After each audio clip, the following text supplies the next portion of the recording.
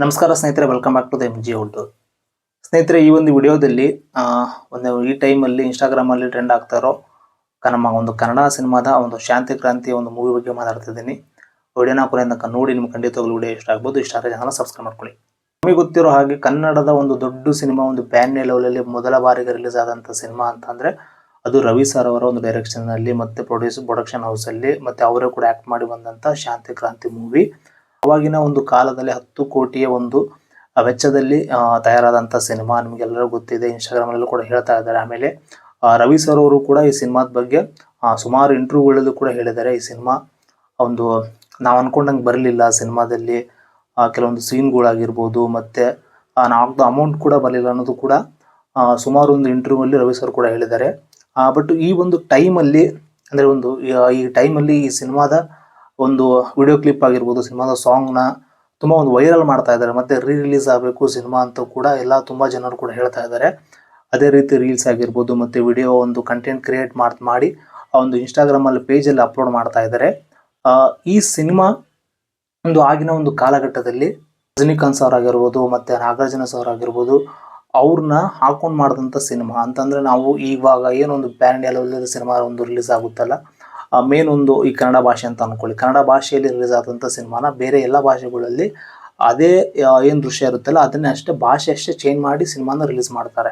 ಅಂದರೆ ಆ ಒಂದು ಭಾಷೆ ಅಷ್ಟೇ ಚೇಂಜ್ ಆಗುತ್ತೆ. ಬಟ್ ಆಗಿನ ಕಾಲದಲ್ಲಿ ರವಿ ಸರ್ ಅವರು ಕನ್ನಡ ಭಾಷೆಯಲ್ಲಿ ಅವರು ಆ್ಯಕ್ಟ್ ಮಾಡಿ, ತಮಿಳಲ್ಲಿ ರಜನಿಕಾಂತ್ ಅವರು ಮತ್ತು ತೆಲುಗಲ್ಲಿ ನಾಗಾರ್ಜುನ ಮತ್ತು ಹಿಂದಿಯಲ್ಲಿಯೂ ಕೂಡ ರಜನಿಕಾಂತ್ ಅವ್ರನ್ನೇ ಆ್ಯಕ್ಟ್ ಮಾಡಿದಂಥ ಸಿನಿಮಾ. ಅಂದರೆ ಒಂದೇ ಶಾರ್ಟಲ್ಲಿ ಬೇರೆ ಬೇರೆ ಆ್ಯಕ್ಟರ್ನ ಅದೇ ಟೈಮಿಗೆ ಶೂಟ್ ಮಾಡೋದು ತುಂಬ ಒಂದು ಕಷ್ಟ ವಿಚಾರ. ನಮಗೂ ಕೂಡ ಈ ಥರದ ಒಂದು ಸಿನಿಮಾ ಮೇಕಿಂಗ್ ಅಂತ ಗೊತ್ತಿದ್ದಿಲ್ಲ.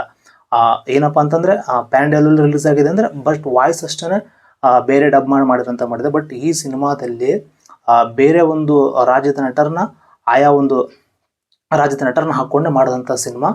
ತುಂಬ ಒಂದು ದೊಡ್ಡ ಸಿನಿಮಾ. ನಮಗೆ ಗೊತ್ತಿರೋ ಹಾಗೆ ಆ ಒಂದು ಪ್ಯಾನ್ ಇಂಡಿಯಾದಲ್ಲಿ ರಿಲೀಸ್ ಆದಂಥ ಕನ್ನಡದ ಮೊಟ್ಟ ಮೊದಲ ಸಿನಿಮಾ ಅಂತ ಇದನ್ನು ಹೇಳ್ತಾ ಇದ್ದಾರೆ. ನಿಜಕ್ಕೂ ಕೂಡ ಸಿನಿಮಾದ ಒಂದು ಸ್ಟೋರಿ ಕೂಡ ತುಂಬ ಚೆನ್ನಾಗಿದೆ. ಸಿನಿಮಾದಲ್ಲಿ ರವಿ ಸರ್ ಅವರ ಆ್ಯಕ್ಟಿಂಗ್ ಆಗಿರ್ಬೋದು ಮತ್ತು ಖುಷ್ಬು ಮ್ಯಾಮ್ ಅವ್ರದ್ದು ಮತ್ತು ಜೂಹಿ ಚಾವ್ಲಾ ಅವರು ಮತ್ತು ರಮೇಶ್ ಅರವಿಂದ್ ಅವರು, ಅನಂತ್ನಾಗ್ ಸರ್ ಅವರು ಎಲ್ಲರೂ ಕೂಡ ತುಂಬ ಅದ್ಭುತವಾಗಿ ಸಿನಿಮಾ ಒಂದು ಆ್ಯಕ್ಟ್ ಮಾಡಿದ್ದಾರೆ. ಅಷ್ಟು ಜನ ಮಕ್ಕಳನ್ನ ಹಾಕ್ಕೊಂಡು ಮಾಡಿದಂಥ ಸಿನಿಮಾ, ಒಳ್ಳೆ ಸ್ಟೋರಿ ಕೂಡ ಇತ್ತು. ಬಟ್ ಈ ಸಿನಿಮಾ ಯಾಕೆ ಫ್ಲಾಪ್ ಆಯಿತು ಅನ್ನೋದು ಆಗಿನ ಒಂದು ಟೈಮಲ್ಲಿ ಗೊತ್ತಿಲ್ಲ.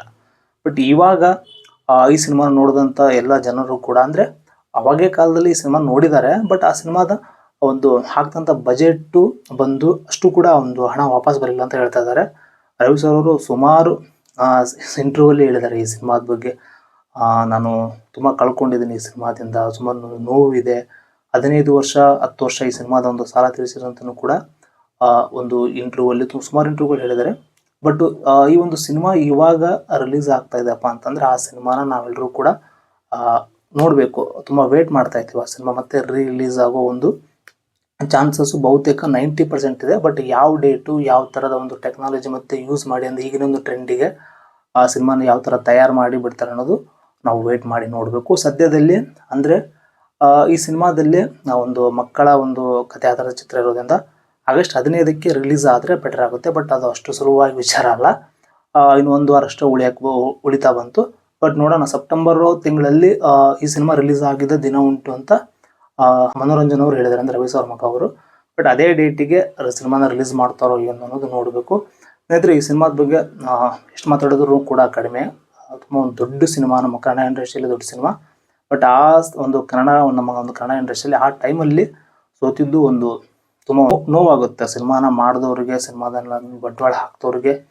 ಈ ಥರ ಒಂದು ಸಿನಿಮಾ ನಾವು ಕೊಟ್ಟರೆ ಜನ ಅದನ್ನ ಇಷ್ಟಪಡಲಿಲ್ಲ. ಯಾಕೆ ಇಷ್ಟಪಡಲಿಲ್ಲ? ಈ ಸಿನಿಮಾದಲ್ಲಿ ಏನು ಮಿಸ್ಟೇಕ್ ಆಯಿತು? ನಾವೇನು ಮಿಸ್ಟೇಕ್ ಮಾಡಿದ್ವಿ? ಜನ ಯಾಕೆ ಈ ಸಿನಿಮಾನ ಒಂದು ಇಷ್ಟಪಡ್ತಿಲ್ಲ ಅನ್ನೋದು ರವಿ ಸರ್ ಅವರು ತುಂಬ ಒಂದು ಕಾಡಿದ್ದು ಒಂದು ಇದೆ ಅಂತಲೇ ಹೇಳ್ಬೋದು. ತುಂಬ ಕಾಡ್ತ ಅಂತ ಹೇಳ್ಬೋದು. ನೀವೆಲ್ಲ ಈ ಸಿನಿಮಾಗೆ ವೇಟ್ ಮಾಡೋದು ಅಂದರೆ ಆ ಸಿನಿಮಾನ ಒಂದು ರಿಲೀಸ್ ಮಾಡೋಕ್ಕೆ ತುಂಬ ಜನ ಕಾಯ್ತಾ ಇದ್ದರೆ ಒಂದು ಕಮೆಂಟ್ ಬಾಕ್ಸಲ್ಲಿ ನಿಮ್ಮ ಒಂದು ಅಭಿಪ್ರಾಯಗಳನ್ನ ಈ ಸಿನಿಮಾ ಬಗ್ಗೆ ತಿಳಿಸಿ. ನಾನು ಕೂಡ ತುಂಬ ವೇಟ್ ಮಾಡ್ತಾ ಇದ್ದೀನಿ ಈ ಸಿನಿಮಾ ರಿಲೀಸ್ ಆಗೋಕ್ಕೆ. ಅಂದರೆ ಈ ಸಿನಿಮಾನ ನಾನು ಕೂಡ ನೋಡಿದ್ದೀನಿ, 5-6 ಸಲ ಸಿನಿಮಾ ನೋಡಿದ್ದೀನಿ ಯೂಟ್ಯೂಬಲ್ಲೇ ಮತ್ತು ಟಿವಿಯಲ್ಲೂ ಕೂಡ. ಅವಾಗ ಒಂದು ನಾವು ಸಣ್ಣ ವಯಸ್ಸಿನಲ್ಲಿ ಸಿನಿಮಾನ ಸಂಡೇ ಮತ್ತು ಸ್ಯಾಟರ್ಡೇ ಮೂವಿ ಉದಯ ಟಿವಿಯಲ್ಲಿ ಹಾಕ್ತಿದ್ರು. ನಾವು ಕೂಡ ಅವಾಗ ಸುಮಾರು ಸಲ ಸಿನಿಮಾನ ವೀಕ್ಷಣೆ ಮಾಡಿದ್ವಿ. ಮತ್ತು ಸಾಂಗ್ಸ್ಗಳು ಈಗಲೂ ಕೂಡ ಈ ಸಾಂಗ್ನ ನೋಡ್ತಾ ಇರ್ತೀವಿ. ಇನ್ನೊಂದು ಈ ಸಿನಿಮಾದ ಬಗ್ಗೆ ನನಗೆ ಗೊತ್ತಿರೋದು ಅಂತ ಹೇಳ್ತೀವಿ. ಅಂದರೆ ನನಗೆ ಗೊತ್ತಿರೋದು ಅಂತಂದರೆ ರವಿ ಸರ್ ಅವರು ವಿಧಾನಸೌಧ ಒಂದು ರೀಟೇಕ್ ಅದು ಶೂಟಿಂಗ್ ಮಾಡೋ ಟೈಮಲ್ಲಿ ಅದನ್ನ ಕೊಟ್ಟರೆ ಅದನ್ನ ಡಮಾಲಿಷ್ ಮಾಡಿ ಮತ್ತೆ ಕಟ್ಕೊಡ್ತೀನಿ ಅಂತ ಕೇಳಿದ್ದು ಒಂದು ಇದು ಅಂತ ಗೊತ್ತಿದೆ, ಬಟ್ ಗಾಳಿ ಸುದ್ದಿ, ಬಟ್ ನನಗೆ ಅದು ಕ್ಲಾರಿಟಿ ಗೊತ್ತಿಲ್ಲ. ಬಟ್ ಅದನ್ನು ಕೇಳೋದು ಒಂದು ಅಂದರೆ ಅಷ್ಟು ದುಡ್ಡು ಸಿನಿಮಾಗೆ ಹಾಕಬೇಕು ಅನ್ನೋದೊಂದು ಅವರು ಎಷ್ಟು ಧೈರ್ಯ ಅಂತ, ಅದಕ್ಕೂ ಧೈರ್ಯಕ್ಕೂ ಮೆಚ್ಚಲೇಬೇಕು, ನಾವು ಮೆಚ್ಚಬೇಕಂತ ವಿಚಾರ. ಆಮೇಲೆ ಕಡೆ ಮಕ್ಕಳು ಟ್ಯಾಂಕರಲ್ಲಿ ನೀರೆಲ್ಲ ಹಾಲು ತರಿಸಿದ್ರಂತೆ. ಸುಮಾರು ಖರ್ಚು ಮಾಡಿದ್ದಾರೆ ಈ ಸಿನಿಮಾಕ್ಕೆ ರವಿ ಸರ್ ಅವರು. ಆಗಿನ ಕಾಲದಲ್ಲೇ 10 ಕೋಟಿ ಅಂತೆಲ್ಲ ಹೇಳ್ತಾ ಇದ್ದಾರೆ, ಬಟ್ ಅದು ಎಕ್ಸಾಕ್ಟ್ ಎಷ್ಟು ಹಣ ಆಗಿದೆ ಖರ್ಚಾಗಿದೆ ನಮಗಂತೂ ಗೊತ್ತಿಲ್ಲ. ಬಟ್ ಕೋಟಿ ಲೆಕ್ಕದಲ್ಲಿ ಈ ಸಿನಿಮಾದ ಒಂದು ಬಜೆಟ್ 1991ರಲ್ಲಿ ಇತ್ತು. ಈಗಿನ ಕಾಲದಲ್ಲಿ 10 ಕೋಟಿ ಅಂತ ಅಂದರೆ ಆವಾಗಿನ ಕಾಲದಲ್ಲಿ ಅದು ಈಗಿನ ಕಾಲಕ್ಕೆ ಎಷ್ಟು ಕೋಟಿ ಆಗ್ಬೋದು ನನಗಂತೂ ಗೊತ್ತಿಲ್ಲ. ಕ್ಯಾಲ್ಕುಲೇಟ್ ಮಾಡಿದ್ರೆ 100 ಕೋಟಿ ಅಂತ ಹೇಳ್ತಾರೆ, 150 ಕೋಟಿ ಅಂತ ಹೇಳ್ತಾರೆ, ಬಟ್ 100 ಕೋಟಿ ಮೇಲೆ ಅಂತ ಅಂದ್ಕೊಂಡಿದ್ದೀನಿ. ಸುಮಾರು ಆಗಿನ ಕಾಲದಲ್ಲಿ 10 ಕೋಟಿಗೆ ಏನೇನೆಲ್ಲ ಬರ್ತಿದ್ದು ಅಂದರೆ ಒಂದು 10 ಸೈಟ್ ಬರ್ತಿದ್ವು, ಒಂದೊಂದು ಏರಿಯಾದಲ್ಲಿ ಒಂದು 20 ಸೈಟ್ ಬರ್ತಿದ್ವು, ಒಂದು 20 ಎಕರೆ ಹೊಲ ಬರ್ತಿತ್ತು, ಏನೋ ಗೊತ್ತಿಲ್ಲ. ಬಟ್ ಆಗಿನ ಕಾಲ 10 ಕೋಟಿ ಲಾಸ್ ಆಗಿದೆಪ್ಪ ಅಂತಂದರೆ ಅದು ಈಗಿನ ಕಾಲಕ್ಕೆ ಎಷ್ಟು ಹಣ ಅನ್ನೋದು ನಾವೆಲ್ಲ ಲೆಕ್ಕ ಹಾಕುವಂಥ ವಿಚಾರ. ಸ್ನೇಹಿತರೆ, ಈ ಸಿನಿಮಾ ಗೆಲ್ಲಬೇಕು, ಮತ್ತು ರಿಲೀಸ್ ಆಗಲಿ. ಎಲ್ಲರೂ ಕೂಡ ಸಿನಿಮಾನ ಥಿಯೇಟ್ರಿಗೆ ಹೋಗಿ ನೋಡ್ತಾರೆ. ನಾನು ಕೂಡ ಸಿನಿಮಾನ ನೋಡ್ತೀನಿ. ಸಿನಿಮಾದ ಬಗ್ಗೆ ಒಳ್ಳೆ ಪ್ರಚಾರಗಳು ಮಾಡ್ತಾ ಇದ್ದಾರೆ. ಯಾಕಪ್ಪ ಅಂತಂದ್ರೆ ಈ ಸಿನಿಮಾದಲ್ಲಿ ಹತ್ರ ಒಂದು ಕಂಟೆಂಟ್ ಇದೆ, ನಿಜವಲ್ಲೂ ಕೂಡ ಒಂದು ಕಥೆ ಆಧಾರಿತ ಅದನ್ನು ನೋಡೋದಾಗಿರ್ಬೋದು. ಆಮೇಲೆ ಬೇರೆ ಬೇರೆ ಒಂದು ಆ್ಯಕ್ಟರ್ಗೂ ಪ್ಯಾನ್ ಇಂಡಿಯಾ ಲೆವೆಲಲ್ಲಿ ಸಿನಿಮಾನ ಈ ಥರ ತೆಗಿಬೇಕು ಅನ್ನೋದು ಇದೇ ಥರ ಮೊದಲ ಬಾರಿಗೆ. ಬಟ್ ಈ ಸಿನಿಮಾ ಮತ್ತೆ ರಿಲೀಸ್ ಆಗಲಿ, ತುಂಬ ಜನ ವೇಟ್ ಮಾಡ್ತಾ ಇದ್ದೀವಿ. ನಾವು ಕೂಡ ತುಂಬ ಜನರು ವೇಟ್ ಮಾಡ್ತಾ ಇದ್ದಾರೆ. ಮತ್ತು ರಿಲೀಸ್ ಆಗಲಿ. ರಿಲೀಸ್ ಆದಾಗ ಆ ಸಿನಿಮಾದ ಒಂದು ಕ್ರೇಜ್ ಯಾವ ಥರ ಥಿಯೇಟ್ರಲ್ಲಿ ಇರುತ್ತೆ ಅನ್ನೋದು ನಾವೆಲ್ಲರೂ ಕಾದು ನೋಡೋಣ. ಸ್ನೇಹಿತರೆ, ಇದಿಷ್ಟು ಈ ಒಂದು ಶಾಂತಿ ಕ್ರಾಂತಿ ಸಿನಿಮಾದ ಬಗ್ಗೆ ನನ್ನ ಒಂದು ಮಾತಾಗಿದೆ. ವಿಡಿಯೋನ ಕೊನೆ ತನಕ ನೋಡೋದು ಧನ್ಯವಾದ ಹೇಳ್ತಾ ವಿಡಿಯೋಗೆ ಏನು ಮಾಡ್ತಾ ಇದ್ದೀನಿ. Thanks for watching. ನಮಸ್ಕಾರ.